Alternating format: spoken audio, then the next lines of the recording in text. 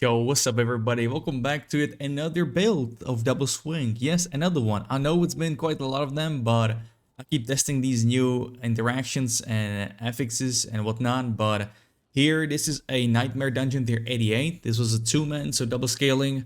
My team member right now is dead, but we finished this dungeon. We might see, might not, just a little clip.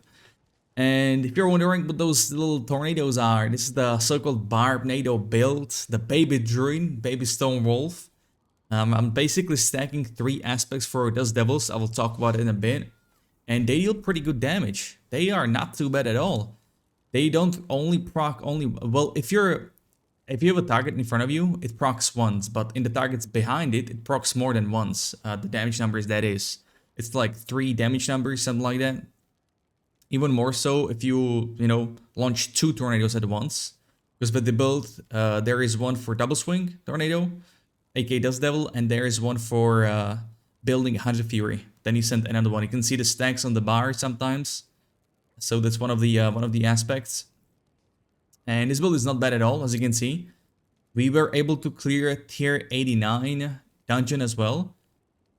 Almost 2 of them. We almost got a second one, but we got pretty unlucky on the affix on the sigil itself because it was called enchanted on elites. That one is really rough. But I just wanted to show you this build, this version. I think it's pretty fun. It's pretty good too. It helps with that AoE problem. The double swing is kind of, lacking in. It's more of the single target, but with this, it helps a lot. This was pretty rough dungeon because it has a lot of range mobs, those archers, and mainly banshees. Like, banshees are the worst. They can one-tap you. But if you're stacking a certain damage reduction affixes and whatnot, it's quite okay. Which is also something I'm working right now. I'm trying to stack certain, there you can see the big procs on the numbers. Did you just see that? You can also watch this video. Like, I was trying to search for numbers, how much the Dust Devils do. I had to watch in 0.25 slower speed in a video. And sometimes these Dust Devils even proc for like 500,000 on the target in front of you. But I'm running Ramaladni. I have 180 Fury, so because of Ramaladni and the damage it does, the more Fury you have, the better. So it scales from that too, the Dust Devils, I mean. So that's why you kind of want to get overcapped on Fury, or like get the full Fury before you leash out these Dust Devils. I'm also missing, we're also met Butcher over here, you can see, in Nightmare 88. That was pretty fun. Butcher by far is the hardest enemy in this game. Echo of Lilith is nothing on this elite, on this mob. But yeah, Echo of Lilith I haven't tried yet. I don't feel like spending 20 minutes on that boss fight. Meanwhile, other builds, classes do it in 1 to 3 minutes, and motivation is just not there. I'm focusing in dungeons, Nightmare dungeons. I like the adrenaline there. I like the progress. I just like it, especially with a off-meta build. I ain't playing Hota. Also, Hota is bugged thanks to one aspect, but we'll see what happens. If they change, what they will change with the first season. We are expecting a dev stream couple of days, so we'll see about that. They will shine on this matter. I have also some more ideas. I know some of you guys already told me that you cannot keep up with all these changes, but that doesn't mean every single video I post about double swing is better than the other, alright? They're all good. Of course, I try to improve each time I release a new version, 100%, especially the one I have in my mind. I have many ideas for this build still. I have idea to trap ground stomp and get steel grasp, get the chains. Since the last patch, they adjusted the trajectory and it's smoother to pull mobs to you. I have plans to even drop Rallying Cry for Iron Skin because of the aspect gives you unstoppable and melee DR. It's all about DR in endgame, in Nightmare Dungeons, it's all about that. Also, another fact with Echo of Lilith, I will need a different setup, different items, and different skill tree Paragon for it to fight, and it's just CBA. I like Nightmares more. I feel like it's harder than Lilith. I see less people clear this dungeon. I mean these dungeons, Nightmare dungeons. I'm not talking about Earth and Bulwark Droid. That build doesn't count. That build is illegal. And Bone Necro Rogue with the Poison Glyph exploit, stacking infinite poison damage. Yeah. we had to expect these builds to be in the game, right? But this is just a showcase of this build, of these NATOs. As you can see, there's only one target. The NATOs are kind of going in straight forward. If you have more targets around you, I think there is a bug trajectory. I got tapped here. I think I was reading chat at this point because I was live streaming. I live stream every day on Twitch, by the way. If anyone is interested, it's in the description. It will be in the pinned comment. But yeah, I find the solo running much easier for this build because so if anything, my boy over here, Hells, he's running this Necromancer Bloodmist build. He's not running meta with Bone Spear, but I think this build is probably the best for Nightmares. It has a great synergy with this build. And when it pulls these Corpse Tendrils together, clump mobs together, it's amazing. But the problem is, because of his stunts and his passive stunts proccing, it overlaps my stunts, and mobs are unstoppable pretty quickly. See, I'm running Smiting on a weapon, which means your CC duration is increased by 40%. If his CC overlaps my CC, my stun, concussion or ground stomp, then that's a rimbozo. But so I just find the solo runs better.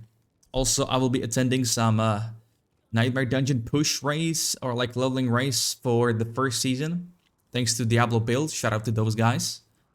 Then I have to practice solo runs. But I enjoy the in-group more, I guess, yeah. Also, I will have this build in Diablo builds in the character planner, so you will have it in the pinned comment. Likewise. When you see this cult affix, you see those 3 pillars, you gotta dodge away from that. Otherwise, you will be one-shot. Yeah, this Corpse Tendril pool right there. This sigil was not ideal. Like these you can see these portals with these explosive bombers. That's not really good, right? That's not that great.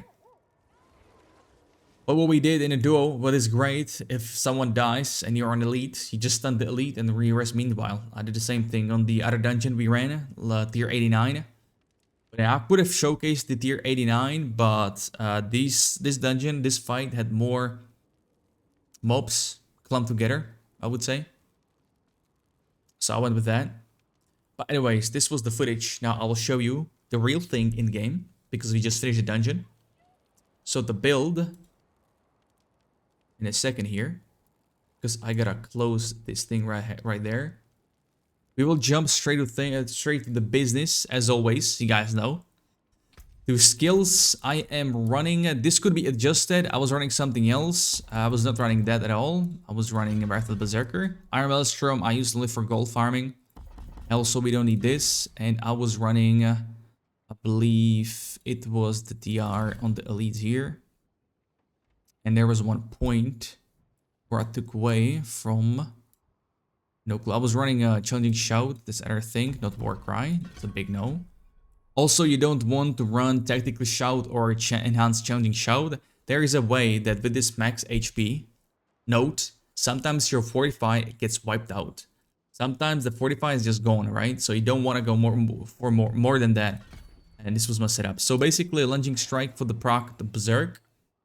Since we have quite a good crit strike on our build and items. Double Swing, Perma Vulnerable. That's why this build just shines in damage and everything. Not only does a huge control thanks to Ground Stone and Concussion Stun, but it also is non-stop vulnerable. And vulnerable is the best offensive affix in this game. The best stat you want to go for.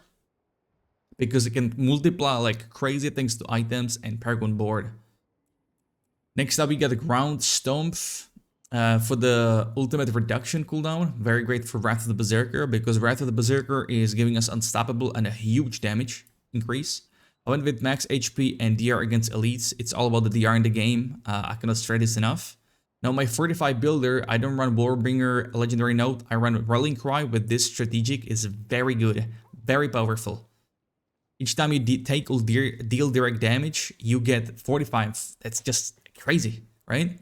We don't really need resource, even though it's nice, but we don't really need it. So you might wonder, why do we take Tough as Nails? You don't take a look at Outbursts, you want to take a look at here. And the part where enemies that deal damage to you, they get additional of your Thorns bleeding damage over 5 seconds. So even those mobs you cannot reach, they will get CC, they will get a bleeding, right? With bleed, applied on targets, we apply slow, which is a CC, and with this we proc No Mercy, which is a crit strike chance. It's also proc 24/7. But mainly we take this, the range bleed, for aspect that I have on my pants. You gain 4% damage reduction for each nearby bleeding enemy up to 20%. Very, very powerful. 5 enemies with this, boom, full DR stack. Not a lot of people, not a lot of barbs realized how powerful this combination is. I had some people commentate on my latest video build that they didn't realize, so it's I can only recommend it. Very good.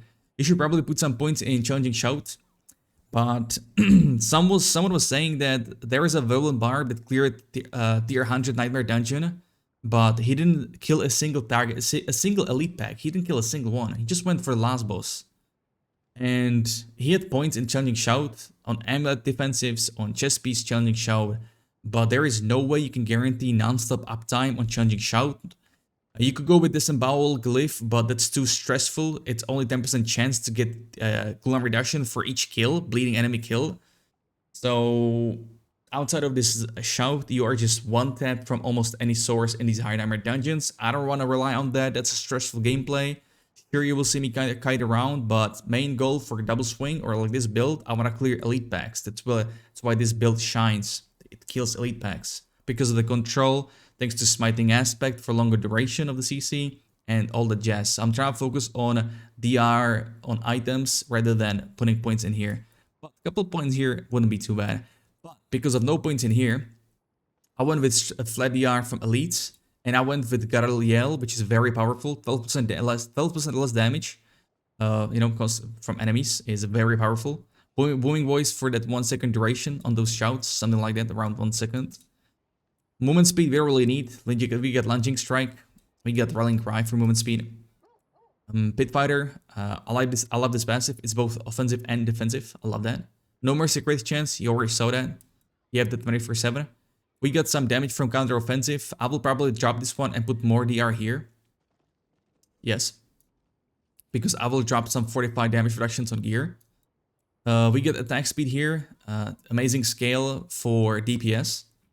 Main thing that shines with Barb and why I recommend maces, even a double swing. A lot of people think that swords are the best because of the implicit being crit damage. I think maces all the way. Because of this build having non-stop vulnerable, even on bosses, you can get 15% more damage increase if you use bludgeoning weapons, which is dual wield. And then we get concussion, more stuns. And stun on mobs means you are immortal. Mobs gonna do damage to you. So if they're stunned, you can survive. And more stuns, the better, right? Sure, they will be unstoppable, but there is a kind of counter to that, so it's alright. With the Berserker fully upgraded and Unbridled Rage. I will talk about it in a bit about this passive, which a lot of barbs don't realize either. Right. I just lost my thought. God damn. I can lose my thought real quick. Basically, with Unbridled Rage, I'll just talk about it right now. You can see that in the brackets there is a X, right? That means it's a multiplier. A lot of barbs think that going for close damage is better than core, because close damage can roll higher number on weapons than core. But because of Unbridled Rage, it all core plus damage on items actually multiplies. So I have core skill on every single item here, not Ramaladne, because Ramaladne doesn't have core. And I'm able to reach almost 500% of core skill damage increase right here. If I was to change Ramaladne with something else, then I am at 530% on core skill damage, which is my next project for a build. I will be putting that build together. But anyways, I will talk about Paragon boards now. I'm running 5 boards overall. I would like to go for 6, which is again in my next build. We'll see about that. But here we go for both sides because requirements are very low. Or also this is offensive/defensive node. I love these. That's just too great. I went with armor and HP. There's never enough of armor in this game. Someone calculated and you need 13,000 armor in level 100 Nightmare Dungeon. But I believe it's more than that. First glyph we got exploit. Very good because of vulnerable. You get more damage to vulnerable targets. Our first board is Decimator. Because of the vulnerability for damage. Once again, cannot stress this enough. This is the best offensive stat.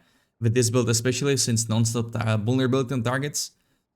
Armor here, love to see this. I love these notes, it's a must-have. Next glyph is Ambidextrous. The damage for one-handers is one thing, but the main thing is here to bonus the magic notes. Why I picked this board is because of, once again, buffing these nodes for vulnerable, dexterity, which gives us great chance and dodge, and then DR from vulnerable enemies. And with exploit, even those mobs, even with those distant enemies, they will still get vulnerable, which means that all this applies to them too. And even more DR here. Also keep in mind, strength is armor, so you want to focus on strength nodes as much as possible.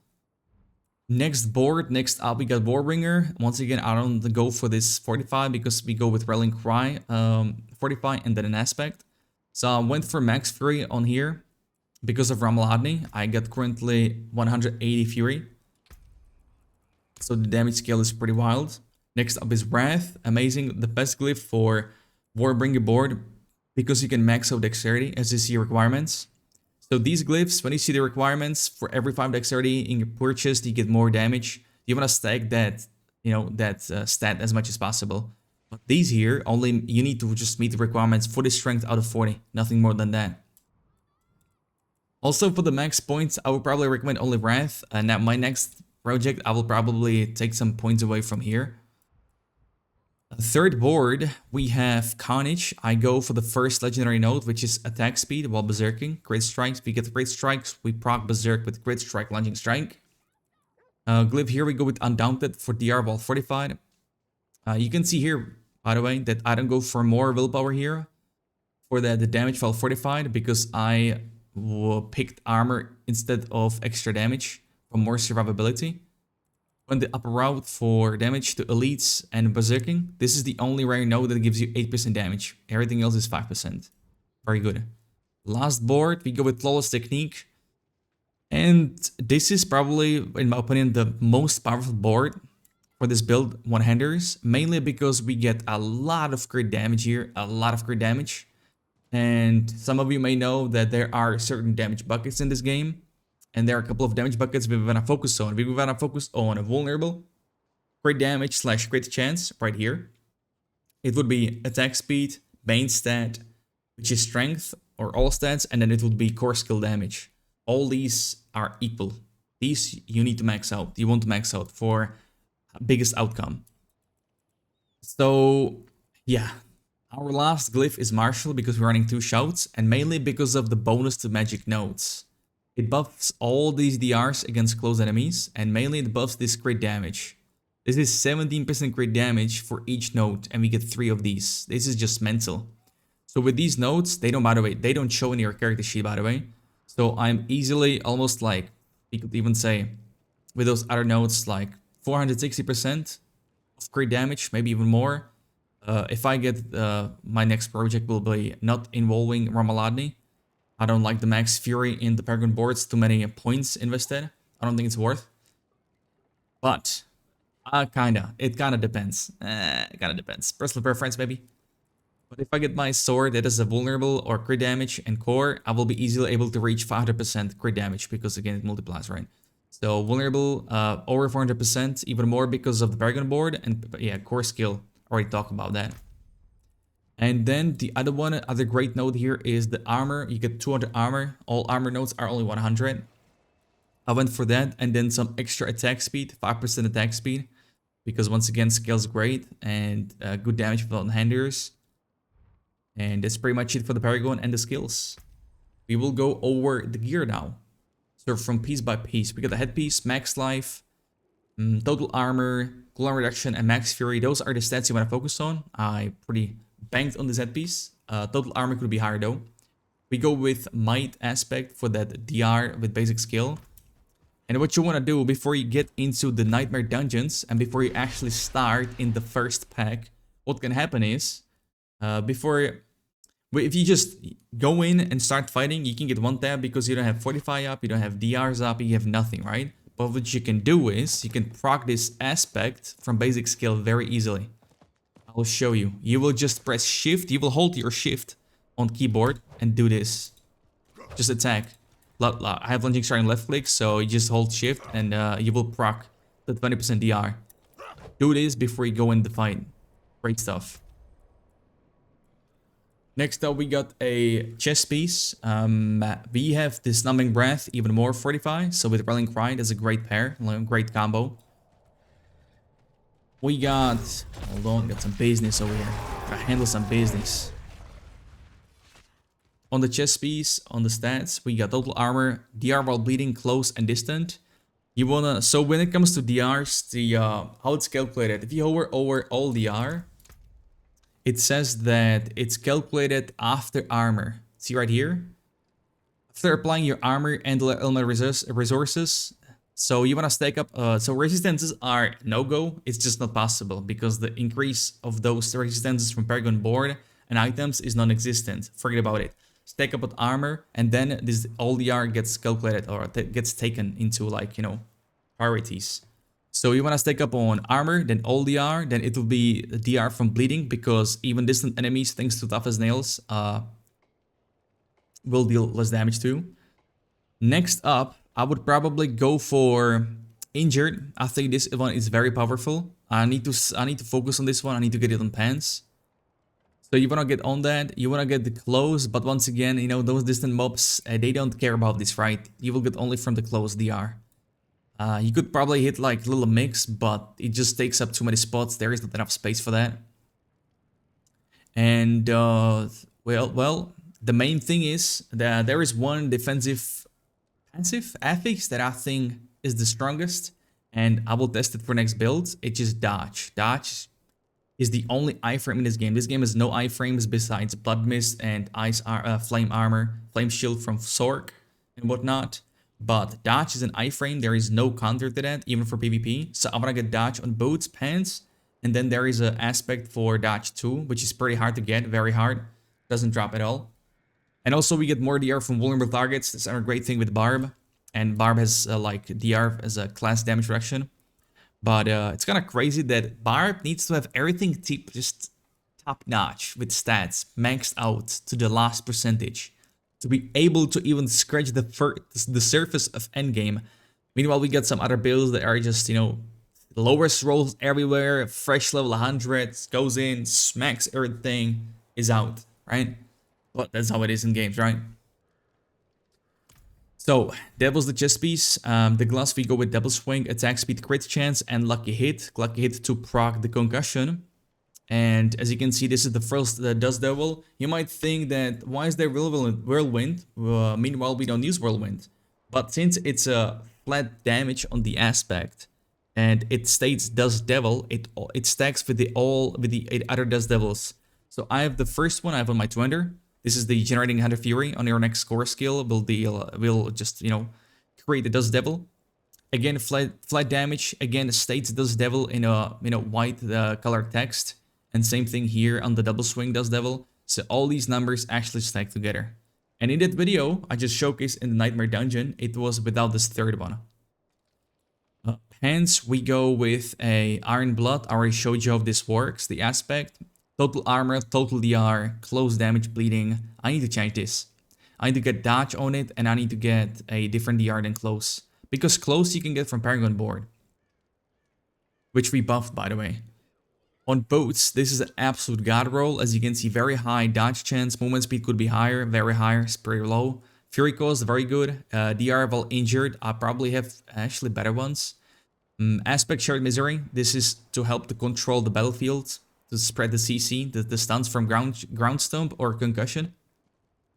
And you want to get max evade charges. That one is probably the best. Gems, we go to Fortify, the DR. Our two-hander, amazing stuff, max roll almost on everything. Vulnerable crit damage core, once again, main stat. I would probably want to get all stat, once again for dexterity for the dodge, because dexterity gives you dodge a crit chance. But it's okay, strength gives us armor and skill damage here, so that's fine. This is the core, the Dust Devil I showed you. And this is my other two-hander. This is Retribution, another aspect when I put on two-hander, because aspects on two-handers are 2 times stronger. And on Amulet, it's, you know, half stronger than that. The normal aspects. Core skill, crit damage, vulnerable all stats. I went for that because of the Paragon requirements.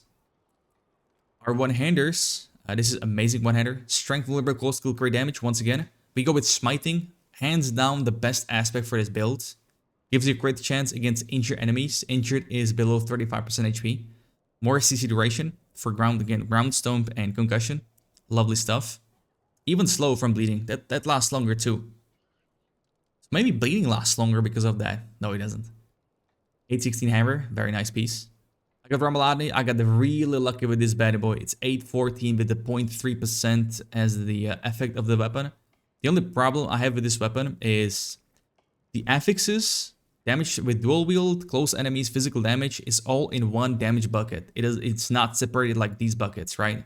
So we are missing on a lot of damage here, but on the other hand, since we got max fear increased, we get damage increase because of the effect. So that's some good stuff. If you don't have Ramalani, run normal weapon and just put those points from max fury to something else. Easy. Gems, we run the green ones against vulnerable enemies. They are non-vulnerable, crit damage, easy clap. Our ring here, another Dust Devil from Double Swing. The main stats here, we want to go for resource generation, crit chance, and vulnerable. Those are the three main stats you want to go for. Now, fourth one could be crit damage, could be HP if you struggle with survivability for those hardcore characters. You could go with Lucky Hit too, mainly for PvP to proc the stunts. I will probably go with that. Next up is the Bolt Chieftain Shout aspect because we are earning 2. Once again, same stats here. Our amulet, this is actually I have a different one. But this is my farming one. You don't need movement speed in high armor dungeons. You drop that for plus defensives. That would be the meta. You know, Fury cost, cooldown reduction. That's like the two main things you want to go for.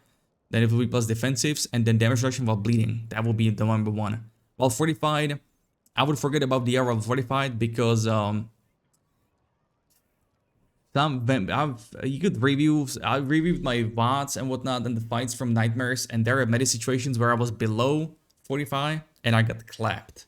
So I would probably rather take it somewhere else. You should stack on the same DR as much as possible. The one that you know is proc 24/7. Gems we go with armor, skulls are the best. Consumables now. You would want to go with either Lucky Hit, which is right here. You would want to go with attack speed potion. I don't have that, which gives us 20%. But mainly, if you cannot reach like enough armor with disobedience. By the way, this is the disobedience on amulet for that higher number because normally it would be lower on these pieces. Still haven't been able to get max roll. I've been playing this game for like hundreds of hours and still getting max roll. I got it once actually. Yeah, it's gone. Next up, you could go crit chance, but yeah, armor will be the best. These are from Hell Tides. You cannot craft these, so I recommend doing Hell Tides. You could even go with max HP 30% because some of our 45 skills from max HP, I believe. It's this one. Oh, this is max fury. Never mind. My bad. But yeah, when it comes to sigils, you want to avoid resource burn. That one is the worst. Don't even think about it. I need to trash this one. Melee defenders, avoid that thing. This is like absolute nightmare. And Serpent Slayer too, because Serpent Slayer has a lot of poison. Avoid that thing. We don't want that. CC resist, another thing. Like this is the worst ever. CC resist, melee defenders, resource burn. Dodge that. Avoid it like plague. This one's pretty good. It's poison enchant on elites and moldwood. It's pretty fine. I might run that actually. It's pretty okay. We don't have barrier, so it doesn't hurt us at all. Unstoppable is also not that great because it applies to normal mobs. There is also another aspect you want to change. If mobs are unstoppable, I would probably change it with, I guess, gloves. Try to get exploiter aspect on gloves or boots instead of shed misery and try to swap them. Probably boots because if mostly it's just elites that are like only one elite or 2 elites. So I would probably want to get a exploiter boots and swap them if mobs aren't unstoppable. Because exploiter, what it does is if mobs are unstoppable, you deal damage to them. 50% is a max roll. Go for that. And I believe he covered everything. Another 29-minute video. I just cannot do this. Shorter. It's just impossible. I'm very sorry for that. Hope this helped you guys. I hope you enjoyed this build. Good luck with the drops and everything. And let me know what you think about this. I will keep working on the improvements 100%. I want to tackle on 90+ nightmare dungeons. But yeah, we'll see about that. Thank you, everybody. If you want to watch me stream every day, I'll have a link in the description. And until then, y'all have a good one and take it easy. Peace out.